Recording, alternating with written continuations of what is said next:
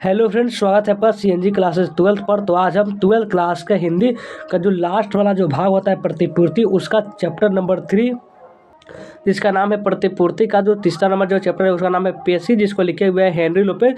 वही चैप्टर को आपको पूरे अच्छे तरीके से पढ़ाने वाले हैं। इससे पहले हम 2 चैप्टर पढ़ा चुके हैं, रस्सी का टुकड़ा और सेकंड चैप्टर कलर की मौत। दोनों नहीं पढ़े हुए, दोनों का लिंक आपको डिस्क्रिप्शन बॉक्स में मिल जाएगा, जाकर के उसको भी पढ़ लीजिएगा, क्योंकि प्रतिपूर्ति से लगभग 15 नंबर के प्रश्न आपको एग्जाम में पूछे आते हैं। चलिए आज हम सबसे पहले लेखक परिचय थोड़ा सा समझेंगे, उसके बाद पूरे पाठ को अच्छे तरीके से समझेंगे, यानी ये आपका पूरे अच्छे तरीके से समझ में आ जाने वाला है और कोई भी इसमें डाउट नहीं रहेगा आपको। बहुत ही मजेदार चैप्टर है। इसमें क्या होता है, एक कारमेन होती है जो कि अपने जो एक नौकरानी होती है जो कि अपने मालकिन के यहाँ काम करती है। उसका जो बेटा होता है वो खुद बीमार होता है, फिर भी वो उसके बच्चों को मनोरंजन करती रहती है। नहीं, यह कारमेन का कहानी है, जो कि नौकरानी और मालकिन के बीच में क्या अंतर होता है वही इसमें बताया जाता है। चलिए उसके बारे में हम समझते हैं। सबसे पहले कुछ लेखक परिचय के बारे में थोड़ा जानेंगे।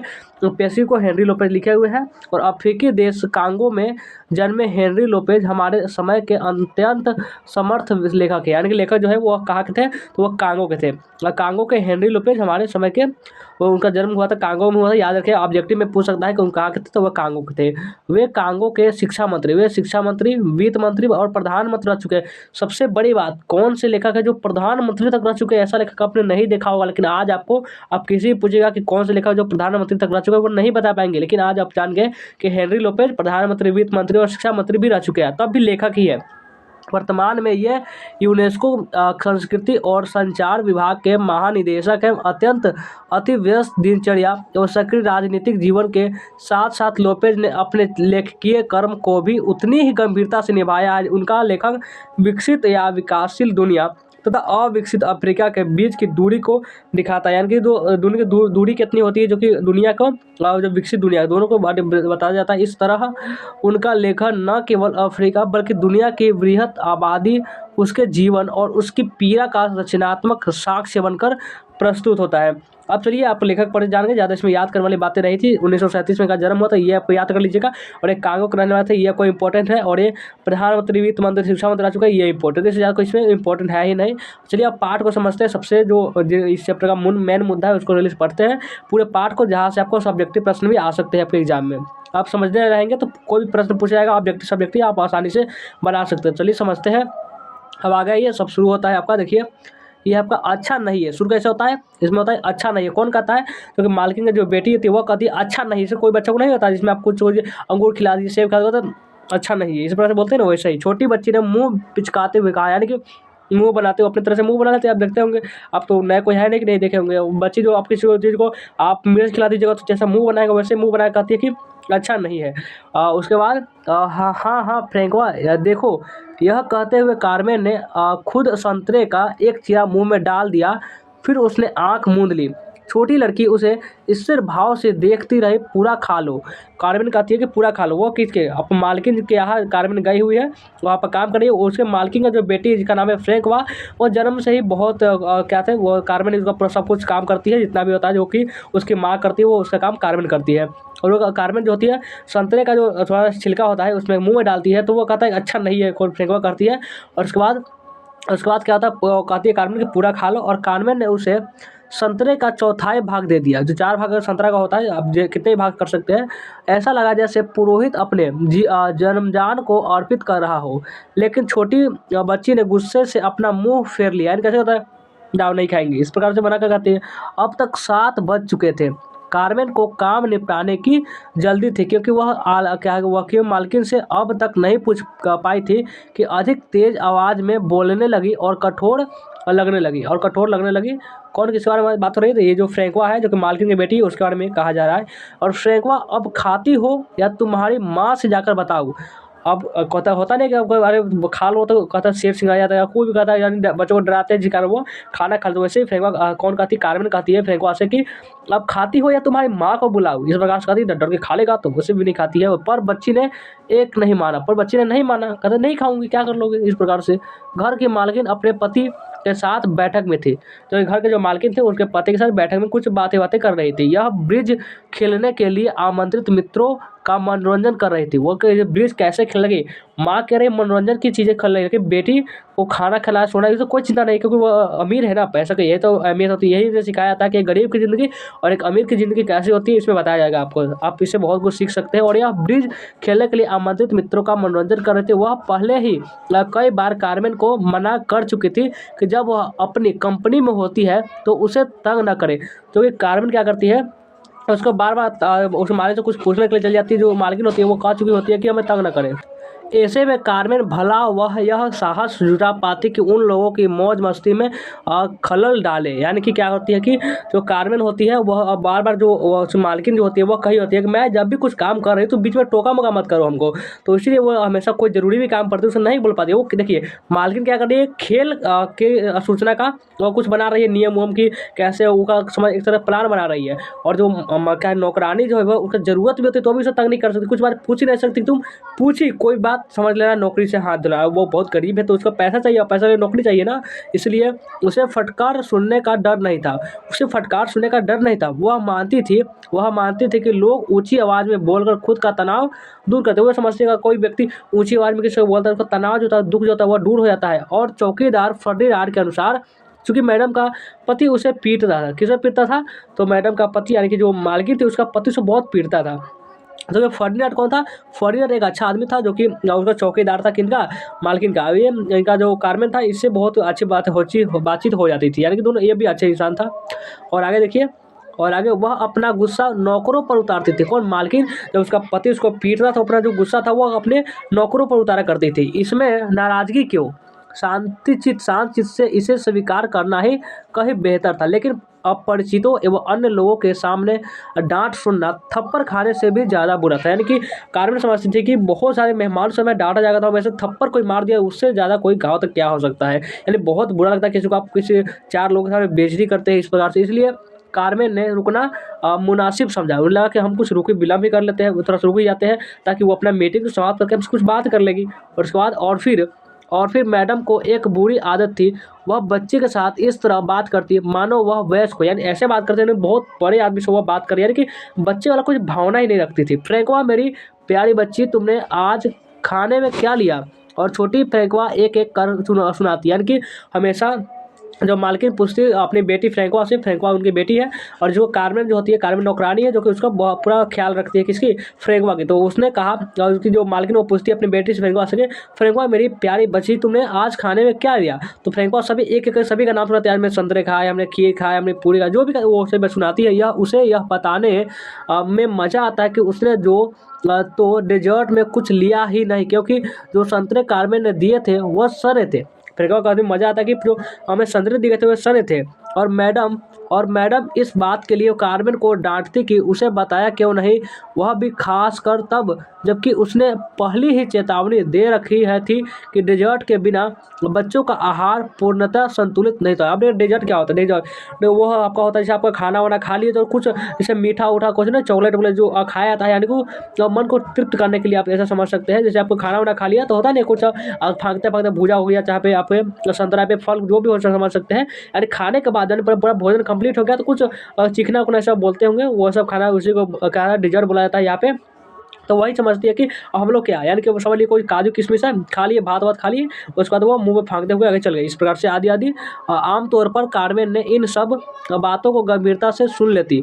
उसके गांव एक पूरे माकेले केले में सिर्फ एक बात की अहमियत थी। यानी माकेले केले कार्मेन कहाँ की थी, तो वह माकेले केले गाँव की थी। ध्यान रखेंगे एग्जाम में आएगा ये। और उसके बाद क्या था, वो जो कार्मेन समझ हम लोग गरीबों क्या मतलब खाना ही नसीब नहीं होता भाई। उसके बाद से काजू किशमिश जो भी संतरे वंतरे ये सब कहाँ से खाए, ये सब अमीरों के लिए होती है, ऐसा मानती थी। बच्चे का पेट, सही भी बातें मानती थोड़ी न थी, सही बातें, पेट भर जाए और भूखा नहीं रहे, उसके अतिरिक्त यदि उन्हें संतुलित आहार की चिंता होती है। देखिए जो मालकिन थे वह समझती थी कि खाना खाने के बाद कुछ ना खाओ तो वह आहार तो वह संतुलित ही नहीं होता है, तो उसका कभी अंत नहीं होता है। कार्मेन को हरगिज भूलना नहीं चाहिए कि वह मालकिन से नहीं पूछ पाई थी। वह मालकिन जो पूछना था वो नहीं पूछ पाते, और जब भी मिलते थे जो मालकिन थे वो कार्मेन को बहुत डांटती थी। और आगे देखिए आगे क्या है, और आगे इसमें है कि उसके सामने सिर्फ एक चारा था, वही करना जो उसे खिलाने के लिए उसकी माँ करती थी। सो एक हाथ से उसने कच्ची बच्चों का मुंह खोला और दूसरे से फल का वह टुकड़ा उसमें घुसा दिया। यानी कि कैसा किया, और मान के चलिए, और कारमेन जो होती है उसका मालकिन को बुलाना है और भी डांट भी ना सुनना चाहे तो एक ही तरीका समझती है। वो क्या समझ, बच्चे का जो मुंह खोए इस प्रकार से वो पूरा खोलेंगे और जो मुंह कच्चा है आपका क्या चीज़ का, संतरा का, उसका मुंह में डालेंगे तो वो कस के चिल्लाएगी, और जब चिल्लाएगी तो जब बच्चा चिल्लाता है तो माँ को उसको दौड़ के आना पड़ता है, तब वो आएगी, हम उससे बात भी कर लेंगे। देखिए क्या अच्छा आइडिया लगाते हैं कौन, तो ये कारमेन। देखिए नौकरानी है लेकिन दिमाग बहुत ज़्यादा है। और आगे देखिए फ्रैंकवा चीख पड़ी, तो बहुत चिल्लाई कर रहे मम्मी मुझे ऐसा वैसा कर दिया नौकरानी ने, और इसका अंदाजा तो था ही, यह चिल्लाती रही। गुस्से से उसका गला बैठ गया। गलियारे में टाइल से बने फर्श पर धम धम हथौड़े पीटने सी आवाज़ आ रही थी। वह आवाज़ मैडम के कदमों की थी जो दौड़ी चली आ रही थी। कारमेन की जीत हुई फाइनली। कारमेन का तो यही लक्ष्य था कि वो उसको मार्किन को कैसे भी करके यहाँ बुलाया जाए। यह क्या हो रहा है, अब मार्किन पूछते कि यह क्या हो रहा है मैडम, यह नहीं खाना चाहती थी। अब कारमेन बोलते हैं मैडम यह जो फ्रैंकवा ये खाना नहीं चाहती थी और खिलाने के लिए हम आपको बुलाए क्योंकि ये अच्छी पड़ी। और आगे देखिए आगे क्या कहती है, और आगे कि वह जबरदस्ती नहीं करो, और जब जबरदस्ती नहीं करो, कौन बोलती है, मालकिन बोलती है। बेचारी छोटी सी बच्ची है, उसके लिए रेफ्रिजरेटर से कुछ अंगूर ला दो, उसे अंगूर बहुत पसंद है। ये मालकिन बोलती है कि जो बच्ची है फ्रैंकवा उसके लिए अंगूर ला दो, उसको अंगूर बहुत पसंद है।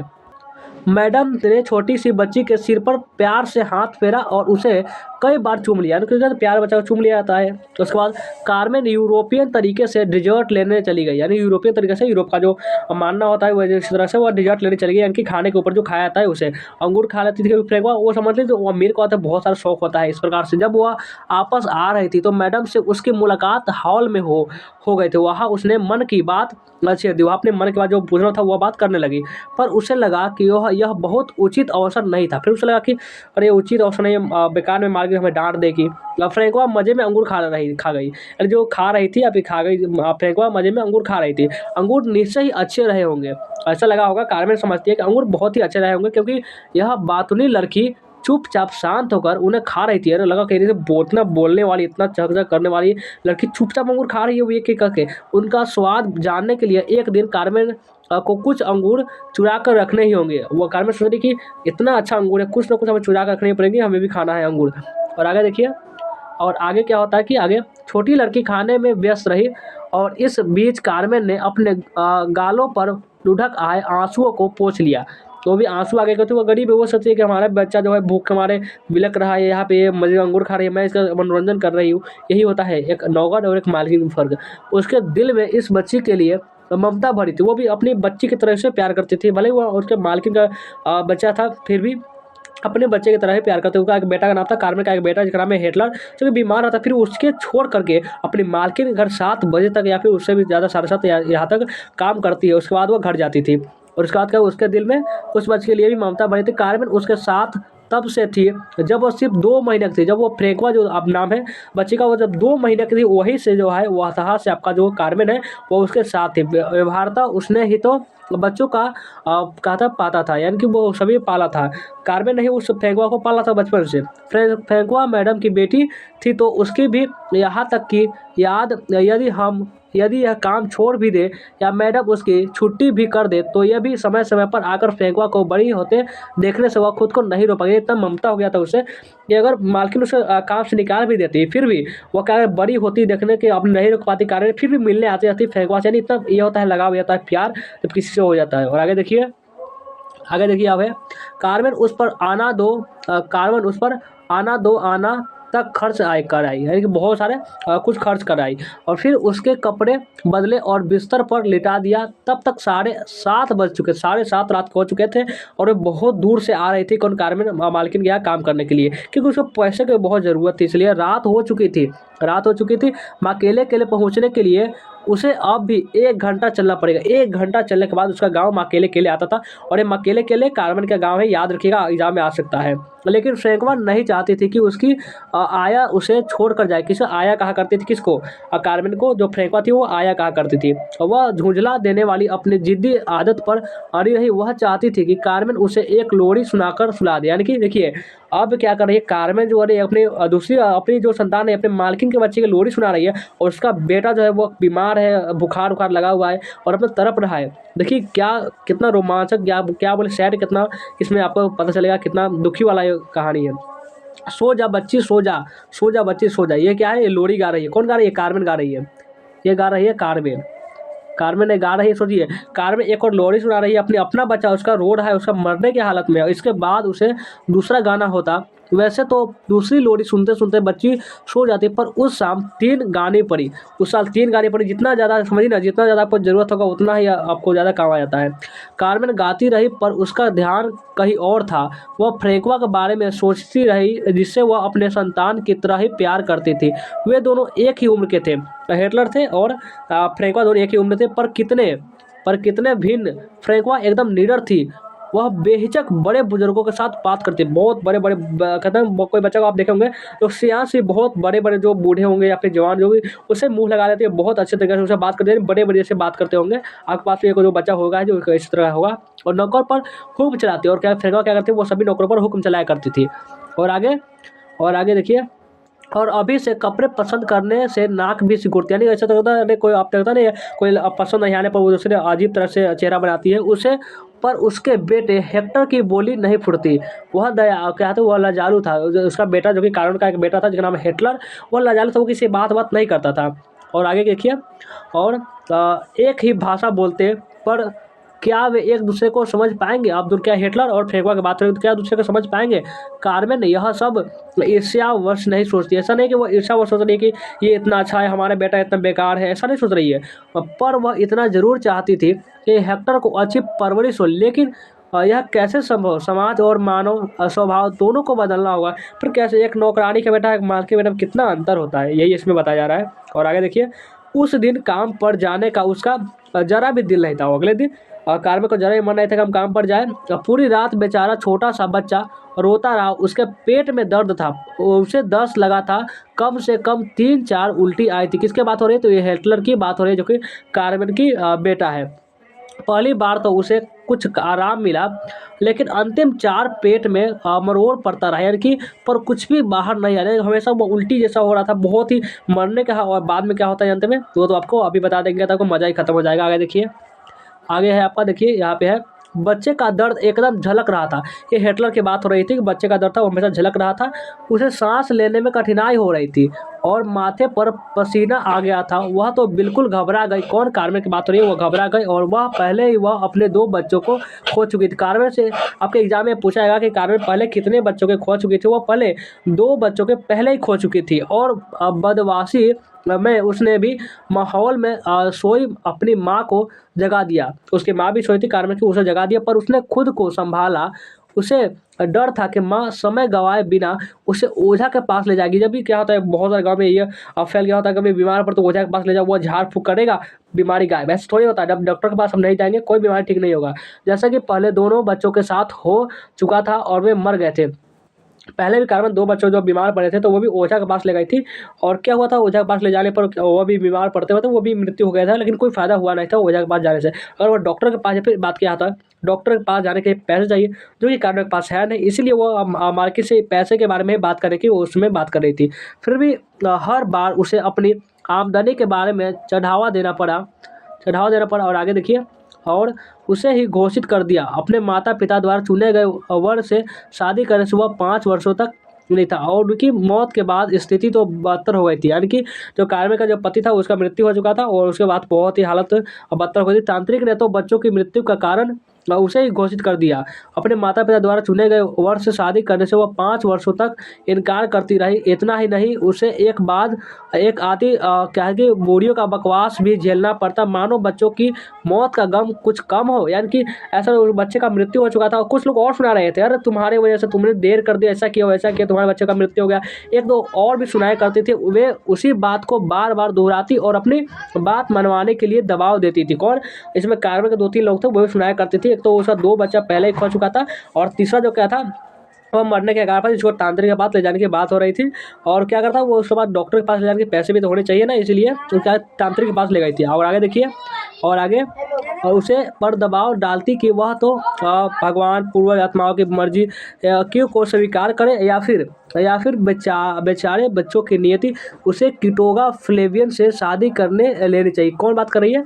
ये जो कार्बन होते हैं उसके बारे में बात करिए। कीटोगा फ्लेवियन जो है वो बहुत ही अमीर आदमी है। उसे क्या हो रही है कि बहुत सारे लोग उसे सलाह देते रहते हैं कि उसे कीटोगा फ्लेवियन से अगर शादी कर लो, बहुत ज़्यादा तुम्हारे पास पैसा भी हो जाएगा और तुम्हें ये नौकरानी का काम भी नहीं करना पड़ेगा, उसके बाद सब कुछ ठीक हो जाएगा। क्या वह एक अच्छा सौदा नहीं था? सरकारी ड्राइवर की ड्यूटी के बाद वह अपना मालिक था, वह भी बहुत अपना मालिक था, सरकारी ड्यूटी भी थी। उसके इंडो चाइना में उसकी 4 टैक्सियाँ चलती थी, एक दुकान एक बार भी थे। किंटोगा उसका भार उठा लेगा, उसे और काम करने की ज़रूरत नहीं पड़ेगी। पर हाँ, उसे पहले से ही 2 बीवियाँ थी। ये भी बात है कि पहले वो उसके बाद 2 बीवियाँ थी और तीसरे जो कौन कार्बन वर्ग को बनने के लिए वो कह रहा था, कौन? कीटोगा फ्लेमियन। यहाँ नाम याद रखिएगा, एग्जाम में आएगा। उनसे एक कीटोगा क्या था, बेकोने में थी, तो दूसरी कवेज में क्या है, बार चलाती थी, यानी कि वो खाना वाना जो भी होता है बार, बहुत जगह पर अलग नाम होता है, उसे चलाती थी। और आगे देखिए, और आगे, और यह सब सोच रही थी कि इतने में उसे बेटे ने बुलाया। कौन? बेटे हिटलर ने उसे बुलाया, पर उसकी चटाई पर सोना चाहता था।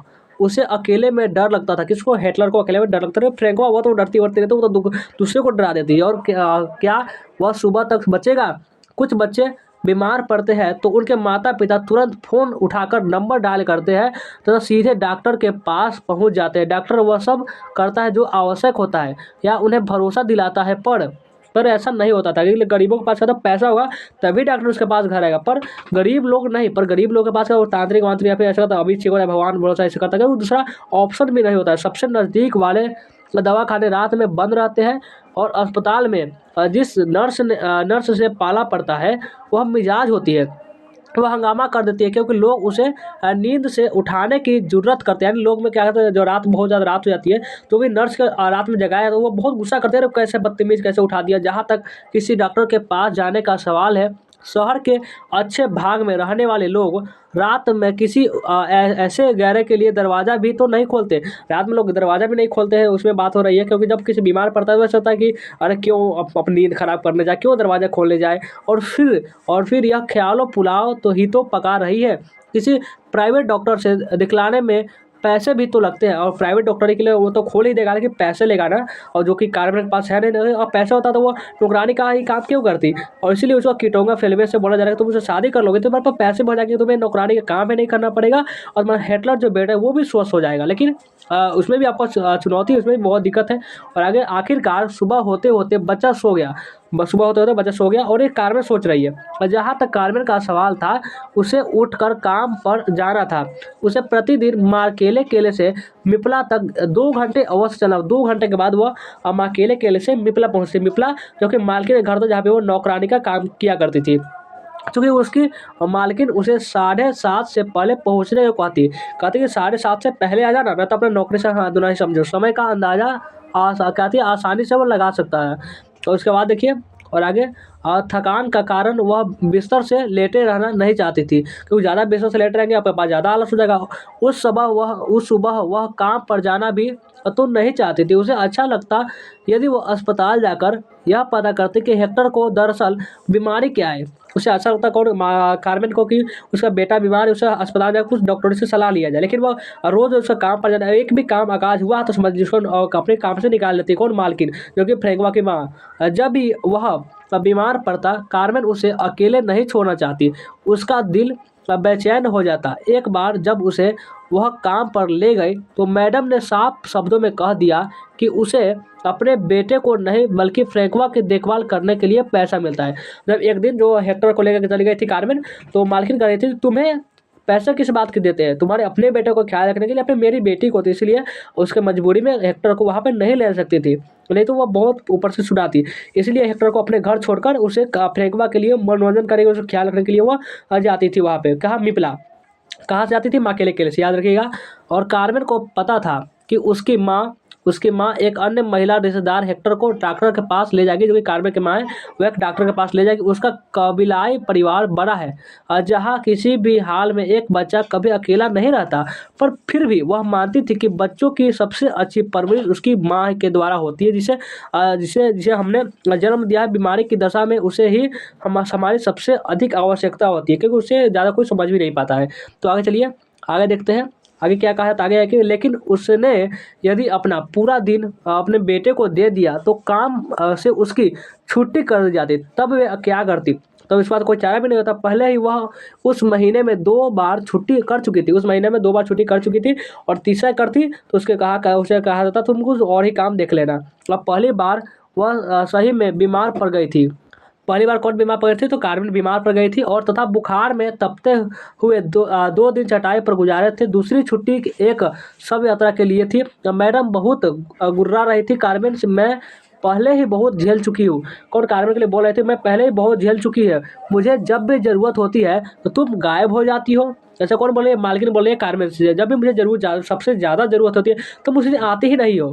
और आगे, ऐसा लगता है मानो जानबूझकर ऐसा करती हो, तुम उन्हीं दिनों पर बैठना पसंद करती हो जब मेरी योजनाएं तय होती है। मेरी प्यारी देवी जी, कौन बोल रही है, ये कि मालकिन बोल रही है, किसे, अपनी नौकरानी कार्मेन से, कि मेरी प्यारी देवी जी अब मैं तुम्हें चेतावनी देती हूँ, तुमने इस महीने में यदि अब एक भी दिन छुट्टी लिया तो तुम्हें कहीं और काम देख लेना पड़ेगा, मेरे आंसू अब नहीं हो पाएगा, क्योंकि अगर एक दिन में छुट्टी ली तो।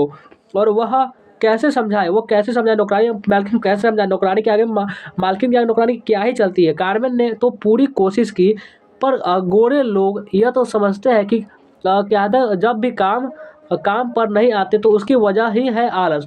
अमीर लोग समझते हैं कि काम पर नहीं आया तो गरीबों के आलस है, बेचारा आलस ही है। इसलिए हेक्टर के इतने बीमार होने के बावजूद यह आज काम पर आई।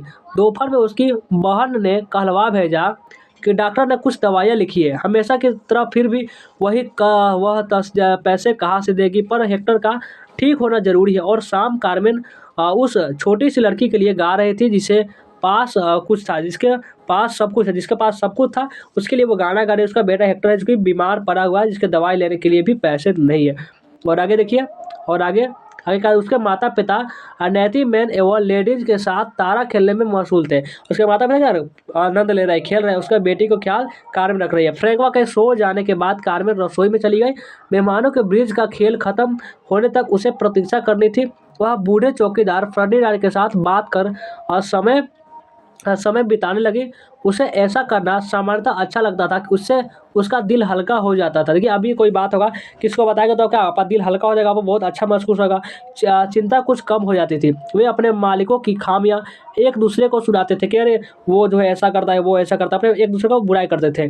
तो फर्डिनांड आमतौर पर आंखों देखी सुनाते वक्त मालिकों की नकल भी उतारता था, और मालिकों का नकल भी उतारता था। और आगे देखिए, कार्मेन खूब हंसी थी, पर उस शाम वह गुमसुम रही और फर्डिनांड ने उसे इस पर रोका भी था फर्डिनांड, क्योंकि जो फ्रेंकवा थी वो हमेशा चुपचाप रहती थी। और आगे देखिए, आगे आते हैं तो समझते हैं आगे क्या बातचीत होती है, इसलिए समझते हैं कि मैडम आखिरकार रसोई में आई। मैडम रसोई में आई और उसके बाद कार्मेन तुम अभी तक यही तो हो। कौन बोलता है, कौन बोलती है, ये मालकिन बोल रही है किससे, तो वह कार्मेन से बोल रही है कि अरे तुम कार्मेन तो अभी तक यही हो, घर नहीं गई, यह सबसे कठिन पड़ी थी।